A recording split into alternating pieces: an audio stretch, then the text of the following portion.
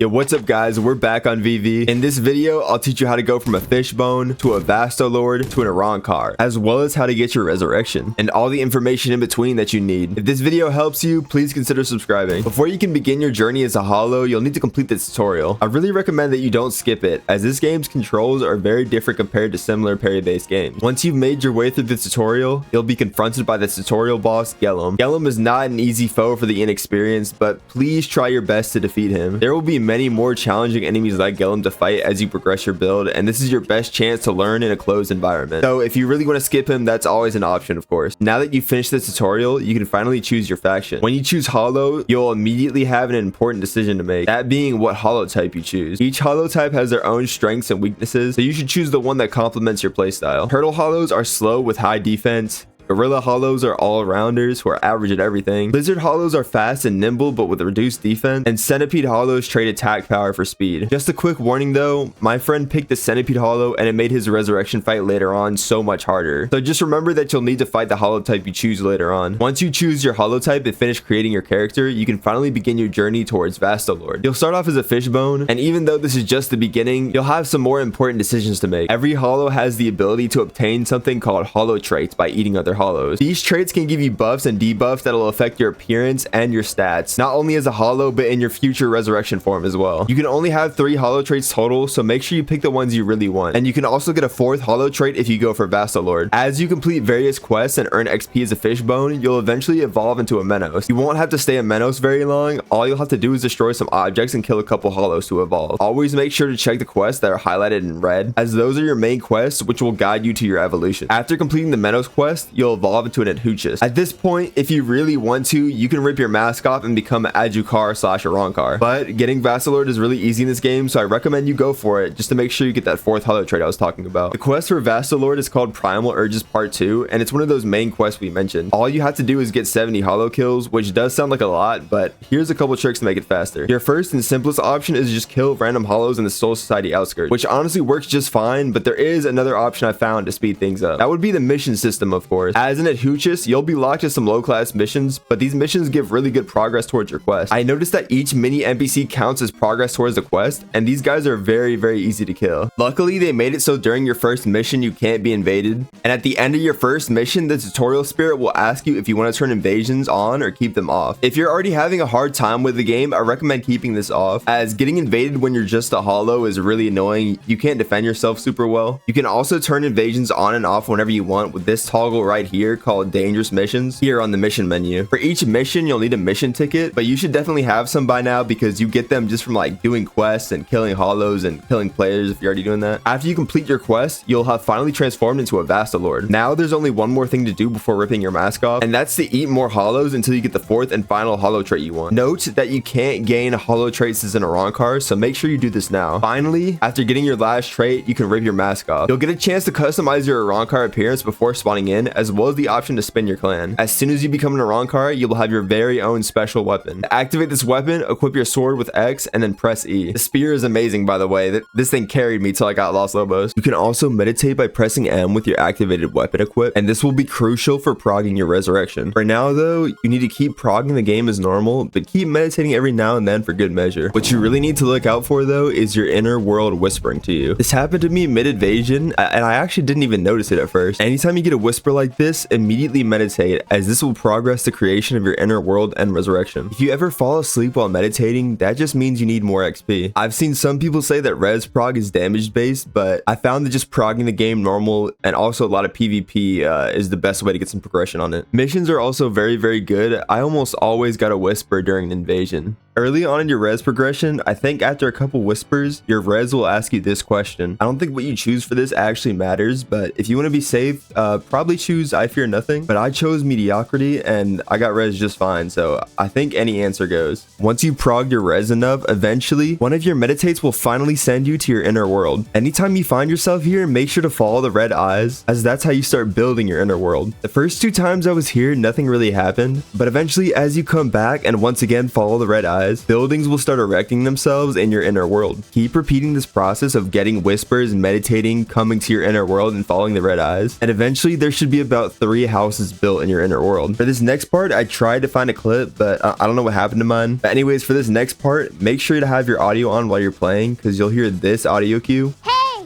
listen! And when you hear that, that means a Vastolorde NPC is spawned nearby in the overworld. And each time he spawned, he was sitting down for me. This is your inner hollow basically, so just make sure you talk to him if you see him. I think I had to do this like 2 or 3 times before I could eventually fight my res. But yeah, just make sure to keep your ears peeled. Eventually, after your inner world is fully built, you'll follow the red eyes as fast as you can, and a bunch of buildings, trees, and all that will form beside you as you run. At the end of this path, you'll find your inner hollow, and now you can finally do your resurrection fight. Don't worry about beating it on your first try, because you can do this fight as many times as you want. All you have to do is just meditate again. For the first phase of this fight, you'll fight the hollow type you chose at the very beginning of your progression. So if you chose the lizard type, you'll fight a lizard, and if you chose the gorilla type, you'll fight a gorilla hollow. I think you get the idea. From what I've heard, the centipede and the turtle hollows are like the 2 hardest to fight. The turtle, because his M1s are super delayed, is just kind of weird. And then the centipede, because it's really hard to see in this arena, and its little arms that it attacks with are so tiny, like you can barely see it. After you fight your hollow in the first phase, you'll fight a Menos. Now, I'm not gonna lie,